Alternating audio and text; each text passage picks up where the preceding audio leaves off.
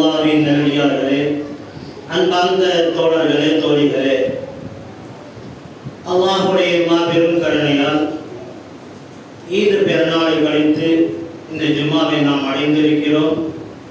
அல்லாஹ் எங்களுக்கு மகத்தான வெற்றியை தந்த அருளிய இந்த ஏக இறைவனுக்கு எல்லாம் போல். நிறைய சகோதரர்கள் இங்கே குர்பானை கொடுத்தவர்களாகவும் அமர்ந்திருக்கின்றார்கள். அல்லாஹ் அனைவருடைய குர்பானிகளையும் அல்லாஹ் ஏற்றுக்கொள்வார்கள். யாரெல்லாம் குர்பானை கொடுக்காத இருக்கிறார்களோ அவர்களுக்கு கொடுக்கக்கூடிய வாய்ப்பினை அல்லாஹ் ஏற்படுத்தி தருவார்கள். அகிலங்களை படைத்த பரிபாலித்த அந்த ஏக இறைவன் அல்லாஹ் அவன் அனுப்பப்பட்ட தூதர் பெருமானார் முஹம்மது முஸ்தபா ஸல்லல்லாஹு அலைஹி வஸல்லம் அவர்கள் மீது இறைவனுடைய சாந்தியும் சமாதானம் செய்வானாக.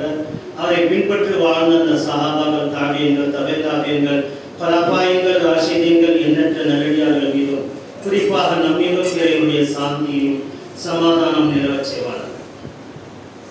கண்ணியத்துக்குரிய சகோதரர்களே, அல்லாஹ்வின் நல்லடியார்களே, இன்றைய தினம் நமக்கு கொடுக்கப்பட்ட ஒரு தலைப்பு துஆ. அத்துஆ பில் இபாதா. துஆ என்பது அது ஒரு இபாதத். துஆ செய்யாமல் நிறைய சகோதரர்கள் சென்று விடுகிறார்கள். துஆ என்பது ஒரு இபாதத்தாக இருக்கிறது என்று இறை தூதர் ஸல்லல்லாஹு அலைஹி வஸல்லம் அவர்கள் காலையிலிருந்து மாலை வரை, இரவு வரை, தூங்கி எழுதக்கூடிய வரை நமக்கு துஆவை கற்றுத் தந்திருக்கின்றார்கள் இறை தூதர் ஸல்லல்லாஹு அலைஹி வஸல்லம். அப்படி நாங்கள் துஆவை செய்கின்ற போது அல்லாஹ்வுடைய அருள் அவர்களுக்கு கிடைக்கிறது. இரண்டாவது, அவர்களுக்கு பாதுகாப்பான நிலைகள் ஏற்படுகிறது. அதே போன்று அவருடைய முன்னேற்றத்திற்கான வழிகளை வகுத்துகிறது இந்த துஆ. அவர்கள் கஷ்டத்தில் இருந்தால் அவருடைய கஷ்டங்களை நீக்குகிறது இந்த துஆ. துஆ அவருடைய தலை எழுத்துக்களை கூட மாற்றிவிடுகிறது துஆ. இந்த துஆவை நாம் அல்லாஹ்வுடைய தூதர் ஸல்லல்லாஹு அலைஹி வஸல்லம் அவர்கள், நீங்கள் துஆ செய்யுங்கள் இறைவனிடத்தில். எப்படி செய்யுங்கள்? தன் எஜமானனுடன் கையேந்துகிறோம் என்பதை நிலைப்படுத்திக் கொள்ளுங்கள். தன் எஜமானன் எப்படி நீங்கள் ஒரு எஜமானனை பார்த்து தன்னுடைய உதவியை கேட்கிறீர்களோ அதோடு பல மடங்கு உயர்ந்த அந்த ஏக இறைவன் அவரிடத்தில் உதவி கேட்கின்ற போது ஒரு குலூசியத், உள்ளத்திலே ஒரு பயம் இருக்க வேண்டும். அல்லாஹ் தஆலாவுடைய பயம், அந்த பயம் இருக்கிறது உள்ளத்தில். உதுஉ ரப்பக்கும் ததர்ரன் குஃபியா அல்லாஹ். உங்களுடைய இறைவனிடத்தில் நீ கேட்கிறீர்கள் என்று சொன்னால் அது கேட்கக்கூடியது பயபக்தியுடன் இருக்க வேண்டும். அதே நேரத்தில் மறைமுகம் இருக்க வேண்டும். நிறைய சகோதரர்கள் சொல்வார்கள், சின்ன ஜமாத்திலே துஆ கேட்க மாட்டேன்றாங்க அப்படின்றாங்க. நான் கேட்கக்கூடாது என்று சொல்லவே இல்லை. எந்த ஜமாத்திலும் சரி துஆ கேட்கக்கூடாது என்று சொல்லப்படவில்லை. ஆனால் துஆ கேட்பதற்கு 7வது அத்தியாயத்தில் அல்லாஹ் தஆலா 55வது வசனம், 56வது, 57வது, 58வது வசனங்களிலே நமக்கு தெளிவாக சொல்லிவிட்டார். உதுஉ ரப்பக்கும் ததர்ரன் குஃபியா. தன்னுடைய இரட்சகனிடத்தில் கேட்கிறதுனாக்கா அது மறைமுகமாக தான் இருக்கணும். வெளிப்படையாக பிறர்கள் பார்க்கக்கூடிய அளவில், பிறர்கள் தெரிந்து கொள்ளக்கூடிய அளவில் உங்களுடைய துஆகள் இருக்கக்கூடாது. அதே நேரத்தில் தன் இரட்சகனிடத்தில் கேட்கக்கூடிய நேரத்தில் எப்படி இருக்க வேண்டும்? அது பயபக்தியாக இருக்க வேண்டும். குர்ஆனிலே 2 விஷயங்களை சொல்கிறார். துஆ கேட்பது மறைமுகம், இரண்டாவது பயபக்தி இருக்க வேண்டும். தன் எஜமானிடத்தில் கேட்கிறோம் என்ற அல்லாஹ்வுடைய தூதர் ஸல்லல்லாஹு அலைஹி வஸல்லம் கேட்பதற்கு வழிமுறையை கற்றுத் தருகிறார்.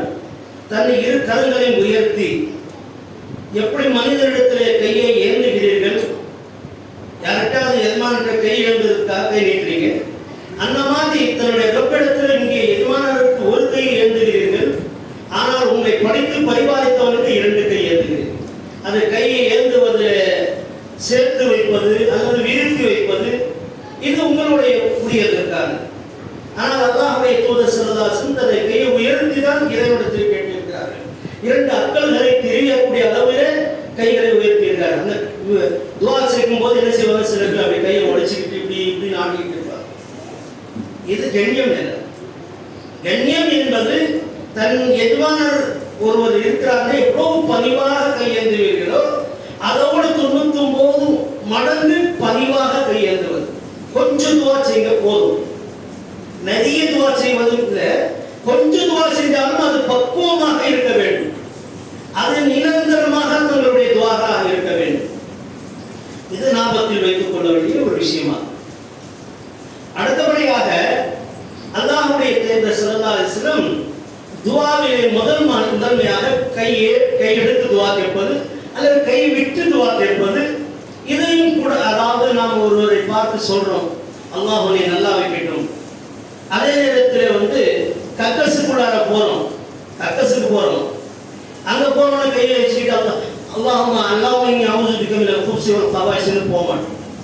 கையை விட்டுட்டு தான் யா அல்லாஹ் கெட்ட ஜின்களிலிருந்தும் கெட்ட பெண் ஜின்னிலிருந்தும் ஆண் ஜின்னிலிருந்தும் எங்களை காத்தருள்வாயாக என்று சொல்லி பிரார்த்தித்து அல்லாஹும்ம இன்னி அஊது பிக மினல் குபுஸி வல் கவாயிஸ். கக்கசு போகும்போது என்ன செய்ய மாட்டோம், பாத்ரூமுக்கு போகும்போது கையை ரெண்டு உயர்த்த மாட்டோம்.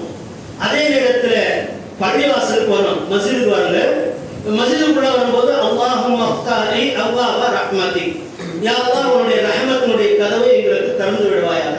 கையெடுத்து ஏந்தி துவா கேட்போமா? கேட்க மாட்டோம். அங்கே பள்ளிவாசலுக்குள்ளார வரும்போதும் வாயால சொல்லிக்கிட்டு போறது, இது ஒரு துவா.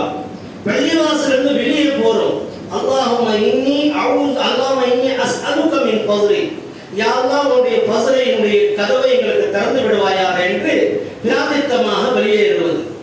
இது ஒருவருடைய கையேந்தாமல் கையெடுக்காமல் செய்யக்கூடிய துவா.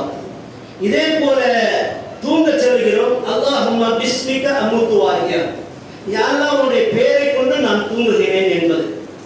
அதே நேரத்தில் எழுகின்ற போது அல்ஹம்துலில்லாஹி அல்லதி அஹ்யானா பஅதமா அமாத்தனா வ இலைஹி நுஷூர்.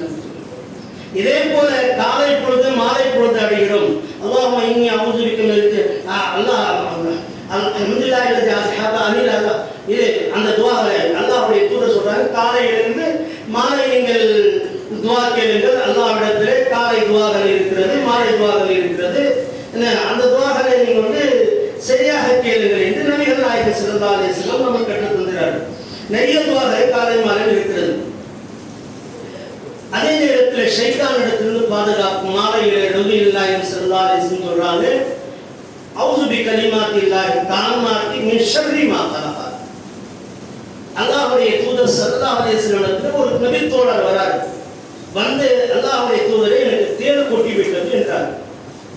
ஏப்பா உனக்கு அது இஷாவுடைய நேரமாக இருந்தது, அல்லாஹ்வுடைய தூதர் ஏன் தேள் கட்டிச்சா அப்படின்னு சரின்னு அல்லாஹ்வுடைய தூதர் சொல்றாங்க, நீ அஸருக்கு பிறகு அஊது பி கலிமாத்தில்லாஹி தாம்மாத்தி மின் ஷர்ரி மா கலக 3 முறை ஓதினாயான்னு கேட்கிறாங்க.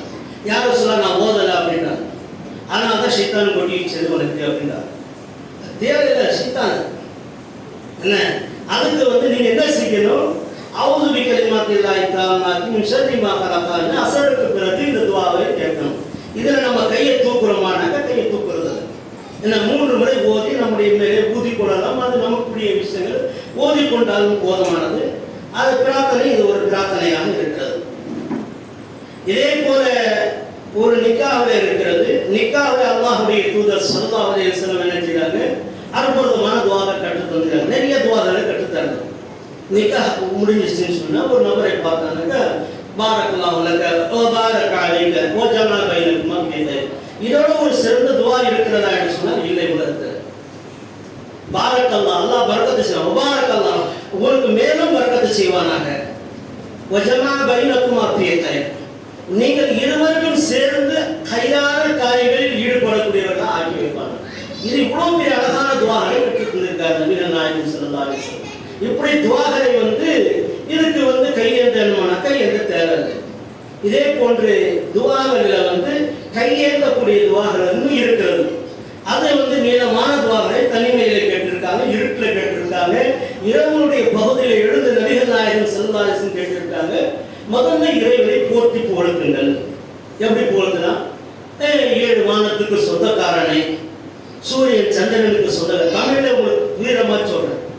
ஏன்னா அல்லாஹ்வுடைய தூதர் ஸல்லல்லாஹு அலைஹி வஸல்லம் அவர்கள் எழுந்தாங்க சொல்ற இன்ன ஃபீ ஹல்கிஸ் ஸமாவாதி வல் அர்தி வக்திலாஃபில் லைலி வன் நஹாரி லஆயாத்தின் லிஉலில் அல்பாப் الذين يذكرون الله قياما وقعودا وعلى جنوبهم ويتفكرون في خلق السماوات والارض ربنا ما خلقت هذا باطلا سبحانك فقنا عذاب النار ربنا انك من تدخل النار فقد اخذيت وما للظالمين من انصار ربنا اننا سمعنا منادي للايمان ان امنوا بربكم فآمنا ربنا فاغفر لنا ذنوبنا وكفر عنا سيئاتنا وتوفنا مع الابرار ربنا وآتنا ما وعدتنا على رسلك ولا تخزنا يوم القيامة. இப்படி அளவுக்கு இந்த மாதிரி நிறைய துஆக்களை கேட்டிருக்காங்க. என்னென்ன துஆக்களை இது தஹஜ்ஜுத் நேரத்துக்கு எழுந்து காலை எழுந்த உடனே அல்லாஹ்வுடைய தூதர் வானத்தை பார்த்து சொல்வார்கள், வானத்துக்கு சொந்தக்காரனே, பூமிக்கு சொந்தக்காரனே, சூரியன் சந்திரனுக்கு சொந்தக்காரனே, அனைத்துக்கும் சொந்தக்காரனே, உன்னை நான் போற்றி புகழ்த்துகிறேன் என்று நபிகள் நாயகம் ஸல்லல்லாஹு அலைஹி வஸல்லம் அவர் தூங்கிக் கொண்டிருக்கக்கூடிய நேரத்தில் எழுந்து செய்யக்கூடிய இந்த துஆக்களாக இருக்கிறது. அதே என்ன அந்த துஆவில் ஒரு வார்த்தை பயன்படுத்துகிறதுன்னு சொன்னாக்கா ரப்பனா வஆத்தினா மா வஅத்தனா அலா ருசுலிக வலா துக்ஸினா யௌமல் கியாமா. யா அல்லாஹ் ரசூலின் மூலமாக எங்களுக்கு சொல்லப்பட்டது வஆத்தினா மா வஅத்தனா அலா ருசுலிக வலா துக்ஸினா யௌமல் கியாமா. இந்த உலகத்தை எங்களுக்கு கொடுத்து விடு, அல்லது நீ எங்களுக்கு இந்த உலகத்தில் கொடுக்கிறத மறுமையாக கொடுத்துரு, அங்கேயும் எங்களுக்கு சங்கடத்தை ஏற்படுத்தி விடாதே என்று சொல்லக்கூடிய ஒரு சிறப்புமிக்க ஒரு துஆ இருக்கிறது. ஒவ்வொரு நாளும் நபிகள் நாயகம் ஸல்லல்லாஹு அலைஹி வஸல்லம் அவர்கள் சூரா ஆல இம்ரானுடைய கடைசி ருக்குவாக இருக்கிறது. இது நபிகள் நாயகம் ஸல்லல்லாஹு அலைஹி வஸல்லம் அவர்கள் துஆ கேட்பார்களாம், அவருடைய கண்கள் எல்லாம் கலங்கி தண்ணீர் கலங்கி விடுமாம், அந்த அளவுக்கு அவருடைய துஆக்கள் இருக்கும் என்று அந்த ஹதீஸ்களை நாம் பார்க்க முடிகிறது. அன்புக்குரிய தோழர்களே, இன்னைக்கு ஏதோ தமாசுக்காக துஆ கேட்கிறோம், ஏதோ வேடிக்கையாக துஆ கேட்கிறோம். துஆ என்று சொன்னால் என்னமா ஒரு சாதாரண துஆகளா? ஒரு மனிதன் ஹஜ் செய்ய தகுதி இல்லாதவன், அவன் சம்பாதிக்கக்கூடிய சம்பாதிப்பு இன்றைய காலகட்டத்தில் சொல்லப்போனால் 300 ரூபாய் 400 ரூபாய் சம்பாதிக்கக்கூடிய ஒரு மனிதன், அவனுக்கு அவருடைய சகோதரர் ஹஜ்ஜுக்கு புறப்படுகிறார்கள் இந்த வருடம். அவர் துஆ செய்கிறார்கள், அவருடைய தாய் சொல்கிறார்கள் நீயும் ஹஜ்ஜுக்கு செல்ல வேண்டும் என்று. அப்போது அவருடைய தாயிடத்தில் சொல்கிறார்கள், என் அருமை தாயே, நான் ஹஜ் செய்வதாக இருந்தால் உன்னோடு சேர்ந்து நான் ஹஜ் செய்வேன் என்ற ஒரு வாதம் வைக்கிறார்கள். ஒருக்கு தாயை அண்ணன் கூப்பிட்டு போகல, சகோதரன் என்ன சொல்கிறார், நான் உன்னையும் கூப்பிட்டு போவேன், நான் மட்டும் போக மாட்டேன் என்ற உறுதிமொழியோடு சொல்கிறார்கள். மறு வருடம் அல்லாஹ்விடத்தில் அவர் துஆ செய்கிறார். அந்த வருடம் பூரா யா அல்லாஹ் என்னையும் என்னுடைய தாயையும் ஹஜ்ஜுக்கு அழைத்து செல்வாயாக என்று பிரார்த்திக்கிறார்கள். ஒரே வருடத்தில் அல்லாஹ் அவர்களுக்கு பரக்கத்தை கொடுத்து அவர்களுக்கு வீடும் அவர்களுக்கு சுகத்தையும் தந்து எல்லா விதமான பொருளாதாரத்தையும் கொடுத்து அவரும் அவருடைய தாயும் சேர்ந்து ஹஜ் செய்கிறார்கள். இது நிஜ வாழ்க்கையில ஏற்பட்ட செய்கிறார். அன்புக்குரிய தோழர்களே, துஆ என்பது ஒரு சாதாரண துஆ அல்ல. அல்லாஹ்வுடைய தூதர் ஸல்லல்லாஹு அலைஹி வஸல்லம் அவர்கள் ஒரு நோயாளியாக இருந்த ஒரு சஹாபியை சந்திக்கிறார்கள். அல்லாஹ்வுடைய தூதர் ஸல்லல்லாஹு அலைஹி வஸல்லம் அந்த நோயாளி சஹாபியை சந்தித்து பார்த்து என்ன கடுமையான வேதனையிலே இருக்கிறீர்களே என்று கேட்கிறார்கள். அல்லாஹ்வுடைய தூதர் பார்த்தவர்கள் அந்த சஹாபி சொல்கிறார்கள், அல்லாஹ் எனக்கு கொடுக்கக்கூடிய இந்த தண்டனை இந்த உலகத்தோடு முடிந்து விட வேண்டும், மறுலோகத்திலே அந்த மஹ்ஷருடைய மைதானத்திலே எனக்கு எந்த தண்டனையும் வரக்கூடாது. யா ரசூலுல்லாஹ், நீங்களும் துஆ செய்யுங்கள், நீங்களும் துஆ செய்யுங்கள் என்றார்கள். என்னையும் துஆ செய்ய, நானும் துஆ செய்து கொண்டிருக்கிறேன்.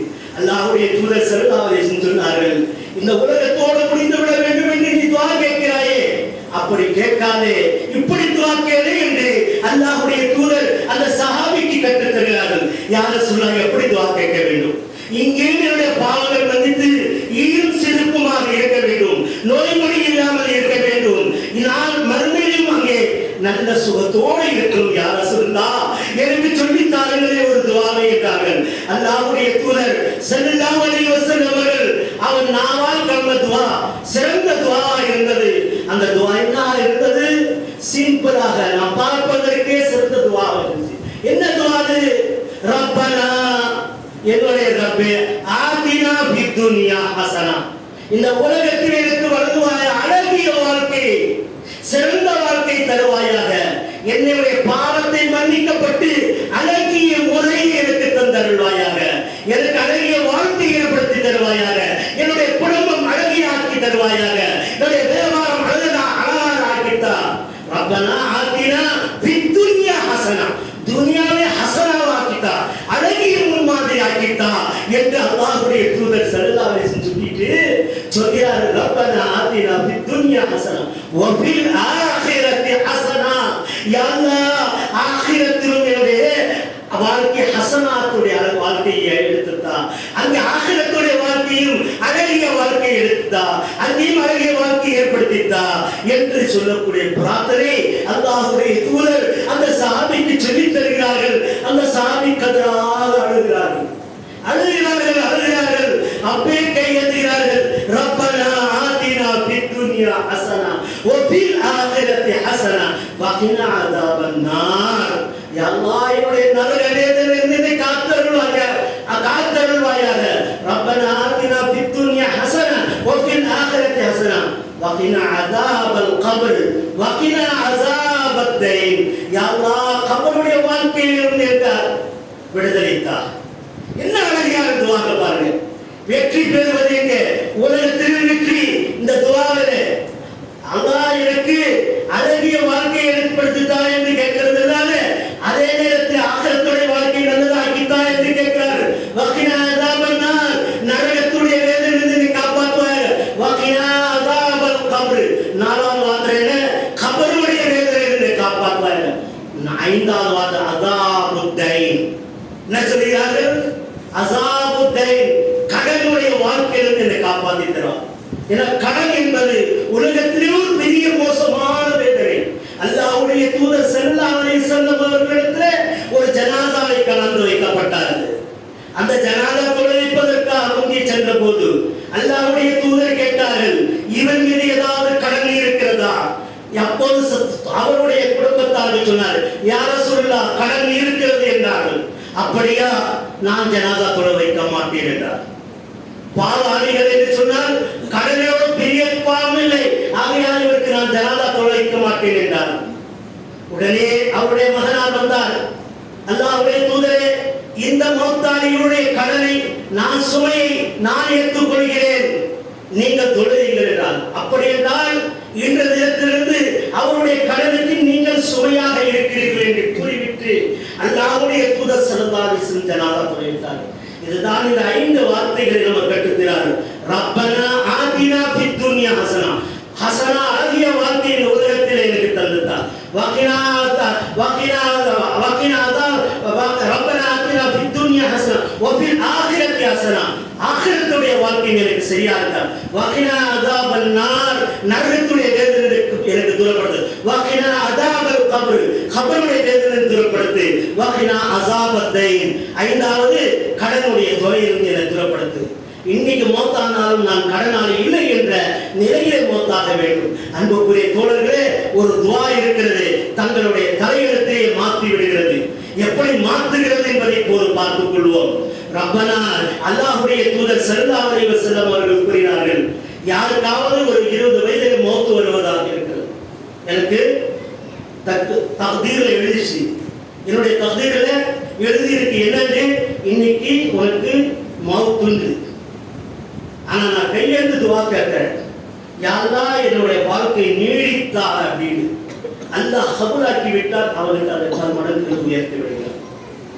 அதே நேரத்தில் அந்த துஆவை ஏற்றுக்கொள்ளவில்லை என்றால் அந்த துஆவுக்கு பதிலாக அவருடைய பாவங்களை மன்னித்து அவருக்கு சுவர்க்கத்தை தருகிறார். எப்போதும் மௌத்தை கேட்காதீங்க என்று நபிகள் நாயகம் சொன்னார். ஆனால் மௌத்தை பற்றி நீங்கள் அஞ்சிக் கொள்ளுங்கள் என்றார். மௌத்தை பற்றி நீங்கள் அஞ்சிக் கொள்ளுங்கள், ஆனால் நீங்கள் மௌத்தை இப்போது தா என்று கேட்காதீர்கள். எவ்வளவு பெரிய நோயாளியாக இருந்தாலும் சரி, எவ்வளவு வேதனையாக இருந்தாலும் சரி, யாக்கூப் அலைஹி வஸலாம் அவர்கள் கடுமையான நோயில் இருந்தார்கள். உலகத்திலே ஒரு பெரிய நோய் என்று சொன்னால் அந்த நோய் யாக்கூப் அலைஹி வஸலாம் அவர்களுக்கு இருந்தது. அவருடைய கை கால்களில் புண்கள் ஏற்படுத்தி, உடம்பெல்லாம் புண்கள் ஏற்படுத்தி, அதிலிருந்து அவர்கள் அய்யூப் அலைஹிஸ்ஸலாத்து வஸ்ஸலாம் அவர்கள் சொன்னார்கள், ஒரு பொழுது எவ்வளவு காலம் உனக்கு இங்கே உணவு இருக்கிறது என்னுடைய உடலிலிருந்து நீ உன்னுக்கு செல்வாயாக என்றார்கள். அன்புக்குரிய தோழர்களே, என்னுடைய உடலிலிருந்து உனக்கு எவ்வளவு காலம் உணவு இருக்கிறதோ அவ்வளவு காலம் நீ உண்ணிக் கொள்வாயாக. என் ரஹ்மானே, என்னுடைய நோயிலிருந்து என்னை காத்தருள்வாயாக, என்னுடைய ஆட்சியை நீ காப்பாற்றி தருவாயாக என்று. அந்த நோய்க்கு முன்னாடி ஆட்சி அதிகாரங்கள் அவர்களுக்கு இருந்தது. அவர் நோய்பட்டவுடன் எல்லா ஆட்சிகளும் அவருடைய மனைவிமாரும் சென்று விட்டார்கள், ஒரே மனைவிமாரை தவிர. கடைசியில் அவர்கள் துஆ செய்து அல்லாஹ் சுவர்க்கத்திலிருந்து வானவர்களை அனுப்பி அவரை பொறுப்பாக்கி சுத்தப்படுத்தி அவருடைய நோயை தூரப்படுத்தி ஒரே கணக்கில் அவர்களுக்கு குணமாகிவிட்டார். இன்னைக்கு நோய் இருக்கிறது என்று சொன்னால் நாம் பார்த்து சொல்கிறோம், உனக்கு நோய் இருக்கிறதுனா நீ சரியா நடந்துக்கிற, நீ சரியா சாப்பிடல, நீ சரியா செய்யல. இது கிடையாது. ஒரு இபாதத்தாரிகளுக்கு நோய் வருகிறது என்று சொன்னால் அல்லாஹ் மன்னிப்பதற்காகவும் தருகிறார். அதே நேரத்தில் அல்லாஹ்வுடைய தூதர் ஸல்லல்லாஹு அலைஹி வஸல்லம் இடத்திலே ஒரு பெண்மணி வருகிறார்கள். அல்லாஹ்வுடைய தூதர் ஸல்லல்லாஹு அலைஹி வஸல்லமை பார்த்து, அல்லாஹ்வுடைய தூதரே, எனக்கு ஒரு கடுமையான நோய் இருக்கிறது, நீங்கள் துஆ செய்யுங்கள், அந்த நோயோடு நான் பாதுகாவல் பெற்றுக் கொள்ள வேண்டும் என்றார். என்னம்மா நோய் என்று கேட்டார்கள். காக்கா இஸ்பு வருது இல்லையா, அது வந்துச்சுன்னு சொன்னாக்கா எனக்கு கை காலெல்லாம் எடுத்துட்டு ரோட்லேயே விழுந்துடுறேன். இதனால என்னுடைய ஆடைகள் ஒரு பக்கம், நான் ஒரு பக்கம், இந்த மாதிரி கிடக்கிறேன். அது நிலையே எனக்கு மாறி போதுதான் எனக்கு அப்புறமா தெரிஞ்சது. யார சொல்லா, இது ஒரு கடுமையான நோய் இருக்கிறது. யார சொல்லா என்னை நீங்கள் சொல்லுங்க, துஆ செய்யுங்கள், என்னை மன்னிக்க, அல்லாஹ் என்னை மன்னித்து எனக்கு இந்த நோயிலிருந்து என்னை காப்பாற்ற வேண்டும் என்று சொல்லுங்கள் அல்லாஹ்வுடைய தூதர் என்றார். அந்த நேரத்தில் அல்லாஹ்வுடைய தூதர் ஸல்லல்லாஹு அலைஹி வஸல்லம் அவர்களும் அழுது விடுகிறார்கள், கதறி விடுகிறார்கள்.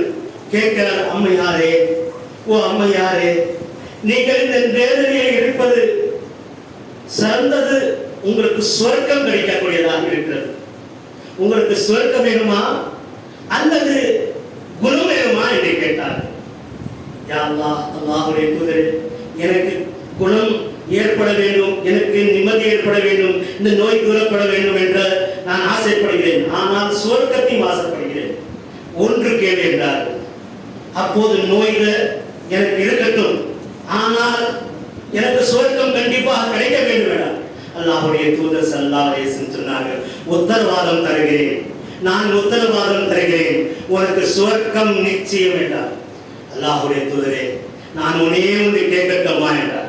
நீங்கள் அல்லாஹ்விடத்திலே துஆ செய்யுங்கள், அல்லாஹ்விடத்திலே துஆ செய்யுங்கள். இஸ்பு காக்கா வழிக்கு ஏற்படும் போது எனக்கு இந்த ஆணை நகர்ந்து விடுகிறது, என் மர்மஸ்தானங்கள் மக்கள் பார்த்து விடுகிறார்கள். யா ரசூலுல்லாஹ், அதிலிருந்து என்னை காப்பாற்றி விட வேண்டும். உனக்கு எப்போதெல்லாம் அந்த நோய் வருகிறதோ அந்த ஆணை விலகாமல் இருப்பதற்காக நான் அல்லாஹ்விடத்தில் துஆ செய்கிறேன் என்று அல்லாஹ்வுடைய தூதர் ஸல்லல்லாஹு அலைஹி வஸல்லம் அவர்கள் அந்த அம்மையாருக்கு சொன்ன. அந்த அம்மையார் அதோட போகிறார்கள். போகும்போது அவருக்கு இஸ்பு ஏற்படும் போதெல்லாம், அந்த காக்கா நோய் ஏற்படும் போதெல்லாம் ஆடை நகராமல் மலக்குமார்களை வைத்து அல்லாஹ் அதை மறைத்தான் என்பதை அல்லாஹ்வுடைய தூதர் ஸல்லல்லாஹு அலைஹி வஸல்லம் அவர்கள் சொன்னார். அன்புக்குரிய தோழர்களே, இதை போன்ற துஆ இருக்கிறது, எப்பேற்பட்ட நோயையும் குணப்படுத்தும், எப்பேற்பட்ட வேதனையும் குணப்படுத்தும். அல்லாஹ்வுடைய தூதர் ஸல்லல்லாஹு அலைஹி வஸல்லம் அவர்கள் மக்காவிலிருந்து மதீனாவுக்கு சென்றார்கள். மதீனாவிலே சென்று போர் என்ற முதல் போர் வருகிறது. அந்த முதல் போரிலே அந்த பத்ர் போர், அந்த பத்ர் போரிலே ரம்ஜானுடைய மாதமாக இருந்தது. அந்த ரம்ஜானுடைய மாதத்திலே நோன்பு வைத்து 15 நோன்பு கழித்த பிறகாக இருந்தது. எல்லோரும் சளைப்படைந்தவர்களாக கடும் தனக்கு வேதனையோடு இருக்கக்கூடிய நேரத்திலே, 15 நோன்பு கழித்து கொஞ்சம் களைப்பாக இருக்கக்கூடிய நேரத்திலே, வேதனையோடு இருக்கக்கூடிய நேரத்திலே, உணவு இல்லாத இருக்கக்கூடிய நேரத்திலே, தண்ணி இல்லாத தாகத்தோடு இருக்கக்கூடிய நேரத்திலே, சாறு செய்வதற்கு வேறித்த பணம் கூட இல்லாமல் இருக்கக்கூடிய நேரத்தில் அந்த பத்ருடைய போர் ஏற்படுகிறது. அல்லாஹ்வுடைய தூதர் ஸல்லல்லாஹு அலைஹி வஸல்லம் அவர்கள் கூட சஹாபாக்கள் 315-16 பேர் தான் இருந்தார்கள். அந்த காபிர்கள் 1000க்கும் மேற்பட்ட காபிர்கள் வந்து விட்டார்கள். அல்லாஹ்வுடைய தூதர் ஸல்லல்லாஹு அலைஹி வஸல்லம் அவர்கள் கை ஏந்தினார்கள். அல்லாஹ்விடத்தில் இரவெல்லாம் பிரார்த்தனை செய்தார்கள். எப்படி பிரார்த்தனை செய்தார்கள்? செய்தார்கள்? இரவெல்லாம் துஆ கேட்டார்கள். யா அல்லாஹ், உன்னுடைய உதவி இல்லை என்று சொன்னால், உன்னுடைய கருணை இல்லை என்று சொன்னால் நாங்கள் ஒருபோதும் ஜெயிக்க முடியாது. இந்த பூமியிலே நாங்கள் 300-350 பேர் தான் இருக்கிறோம். இந்த 300 பேருக்கு கொல்லப்பட்டு விட்டால் இஸ்லாத்தை சொல்ல ஆள் இல்லாமல் போய்விடும். யா அல்லாஹ், நீ உதவியாக அருள்வாயாக, யா அல்லாஹ் நீ எனக்கு உதவி புரிவாயாக என்று பிரார்த்தனை செய்தார்கள். அல்லாஹ்வுடைய தூதர் ஸல்லல்லாஹு அலைஹி வஸல்லம் தஹஜ்ஜுடைய நேரம் முடிந்தது. ஃபஜ்ருடைய பாங்கு சொல்லப்பட்டது. அந்த நேரத்தில் அபூபக்கர் சித்திக் ரலியல்லாஹு அன்ஹு அவர்கள் ரசூலுல்லாஹ் ஸல்லல்லாஹு அலைஹி வஸல்லம் சஜ்தாவில் இருந்து துஆ கேட்டுக் கொண்டிருந்த போது அவருடைய மேனி துணியை பிடித்து அவரை தூக்கினார். அல்லாஹ்வுடைய தூதரே, ஃபஜ்ருடைய நேரம் வந்து விட்டது. அல்லாஹ்வுடைய தூதரே, ஃபஜ்ருடைய நேரம் வந்து விட்டது. போதும், அல்லாஹ் உதவி செய்து விடுவான், அல்லாஹ் உதவி செய்து விடுவான், அல்லாஹ் உதவி செய்து விடுவான் என்று 3 முறை கூற அல்லாஹ்வுடைய தூதர் ஸல்லல்லாஹு அலைஹி வஸல்லம் எழுந்தார்கள், ஃபஜ்ர் தொழுதார்கள். ஃபஜ்ருக்கு பிறகு போர் செய்தார்கள். போருக்கு பிறகு சஹாபாக்களோடு கேட்டார்கள், நீங்கள் எத்தனை பேர்களை கொலை செய்தீர்கள், எத்தனை பேர்களை நீங்கள் கொன்று குவித்தீர்கள் என்று கேட்டார்கள். அப்போது சஹாபாக்கள் சொல்கிறார்கள், அல்லாஹ்வுடைய தூதரே, எங்களிடத்தில் சரியான வாள் இல்லை, அம்பு இல்லை. ஆனாலும் எங்களுடைய வாளை அவருடைய கழுத்துக்கு முன்னாடி செல்லும் போது அவருடைய கழுத்து தானாக கீழே விழுந்தது. அது தானாக விழவில்லை, அல்லாஹ் மலக்குமார்களை விட்டு அவருடைய கழுத்தை சாய்த்தான் என்பதை நபிகள் நாயகம் ஸல்லல்லாஹு அலைஹி வஸல்லம் சொன்னார்கள். அபூ ஜஹலும் பத்ருடைய யுத்தத்திலே கொல்லப்பட்டு விட்டான் என்பதை நாம் ரிவாயத்திலே காணப்படுகிறது. எப்பேற்பட்ட கடுமையான அபூ ஜஹல், மாபெரும் வீரனாகவும் மக்காவுடைய மாநகரத்துடைய தளபதியாகவும் இருந்த அந்த அபூ ஜஹலை 2 சிறுவர்கள் ஒட்டகத்தினுடைய காலை வெட்டினார்கள். ஒட்டகம் கீழே சாய்ந்தது. அந்த நேரத்தில் அபூ ஜஹலுடைய கழுத்திலே கத்தியை வைத்து அவ்வாறு வைத்து அவருடைய கழுத்தை வெட்டினார்கள் என்பதை வரலாறுகளை நான் காண முடிகிறது. இதற்கெல்லாம் காரணம் அந்த துஆ தான். நாம என்ன செய்கிறோம்? இன்னைக்கு பர்து தொழுது விட்டு துஆவை மௌனமாக கேட்க வேண்டும். இமாம் சத்தமாக கேட்கக்கூடாது, அதனால மௌனமாக கேட்க வேண்டும். அல்லாஹ்வுடைய தூதர் துஆ கேட்பார், சஹாபாக்களும் கேட்பார்கள், அவருடைய இடத்தில் உட்கார்ந்து கேட்பார். துஆ கேட்க வேண்டிய கட்டாய கடமை நமக்கு, துஆ கேட்க கட்டாய கடமை ஆக்கப்பட்டிருக்கு. அந்த துஆவை செய்கிறார்கள். துஆ செய்து விட்டு நீங்கள் செல்லுங்கள் ஒரு பர்து தொழுகைக்கு பிறகு. அதே போல இகாமத்துக்கும் பாங்குக்கும் இடையில் செய்யப்பட்ட துஆக்கள், அதே போல தஹஜ்ஜுதில் செய்யக்கூடிய துஆக்கள், சூரிய உதயம் நேரத்திலே சூரிய மறையும் நேரத்திலே செய்யக்கூடிய துஆக்கள், லுஹா நேரத்துடைய துஆக்கள், தஹஜ்ஜுத் நேரத்தில் செய்யக்கூடிய துஆக்கள், ஃபஜ்ர் தொழுகைக்கு பிறகு அதே இடத்தில் உட்கார்ந்து இருந்தாலே போதும் என்று நபிகள் நாயகம் ஸல்லல்லாஹு அலைஹி வஸல்லம் சொன்னார். அவர்களுக்காக வானவர்கள் துஆ கேட்கிறார்கள் என்று நபிகள் நாயகம் ஸல்லல்லாஹு அலைஹி வஸல்லம் சொன்னார்கள். எப்பேற்பட்ட கடுமையான கோபத்திற்கு ஆளாக்கப்பட்ட ஆதம் அலைஹிஸ்ஸலாத்து வஸலாம் சுவர்க்கத்திலிருந்து தூக்கி வீசப்பட்டது. சுவர்க்கத்திலிருந்து தூக்கி வீசப்பட்டது. ஹவ்வா அலைஹிஸ்ஸலாத்து வஸலாமின் தூக்கி வீசப்பட்டது. அவர்கள் ஒரு மூலையிலும் இவர்கள் ஒரு மூலையிலும் கடந்தார்கள்.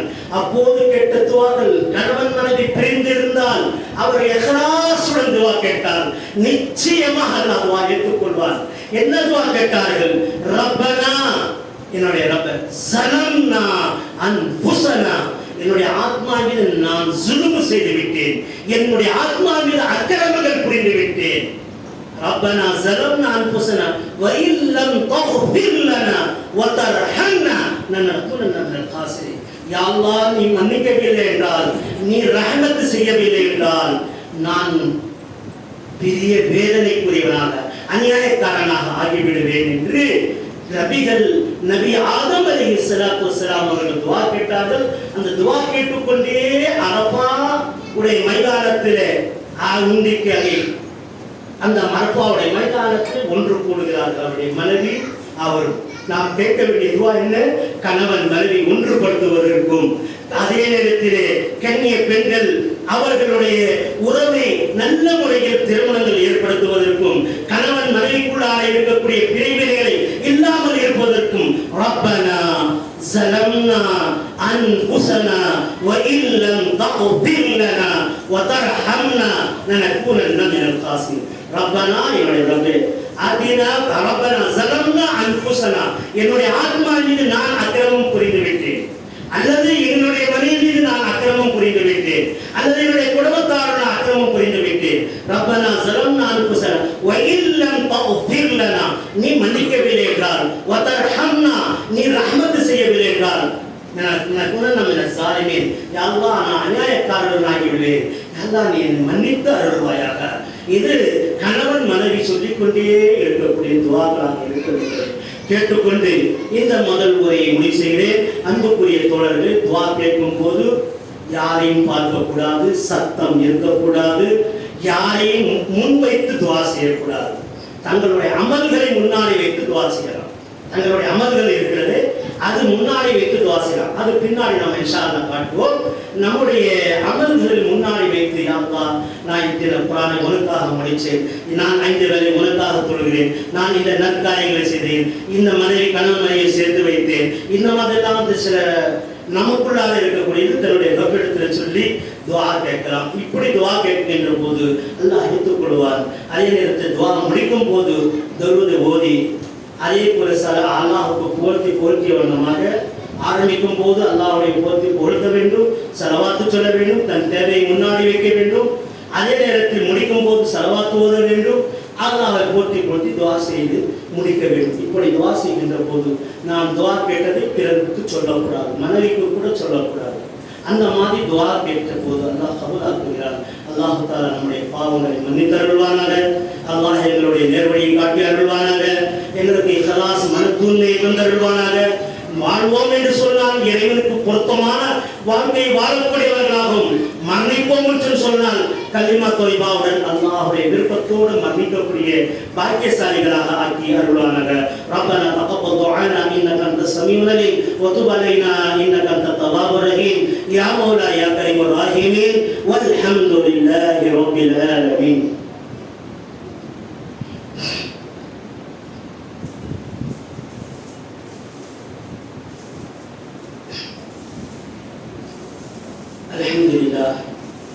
الحمد لله الذي أرسل رسوله بالهدى ودين الحق ليظهره على الدين كله ولو كره المشركون. وأشهد أن لا إله إلا الله وحده لا شريك له، وأشهد أن سيدنا ونبينا ومولانا محمدا عبده ورسوله أرسله بالحق بصيرا ونظيرا بين يدي الساعة ما بعد. وقد قال الله تعالى في كلام التنزيل والفرقان الحميد: أعوذ بالله من الشيطان الرجيم، بسم الله الرحمن الرحيم. إن الله وملائكته يصلون على النبي يا أيها الذين آمنوا صلوا عليه وسلموا تسليما. اللهم صل على محمد وعلى آل محمد كما صليت على إبراهيم وعلى آل إبراهيم إنك حميد مجيد. اللهم بارك على محمد وعلى آل محمد كما باركت على إبراهيم وعلى آل إبراهيم إنك حميد مجيد. اللهم اغفر من سلم محمد صلى الله عليه وسلم واغفر من قلد محمد صلى الله عليه وسلم ولا تجعلنا منهم. عباد الله رحمني ورحمكم الله، إن الله يأمر بالعدل والإحسان وإيتاء ذي القربى وينهى عن الفحشاء والمنكر والبغي يعظكم لعلكم تذكرون. واذكروا الله يذكركم وادعوه يستغفر لكم ولذكر الله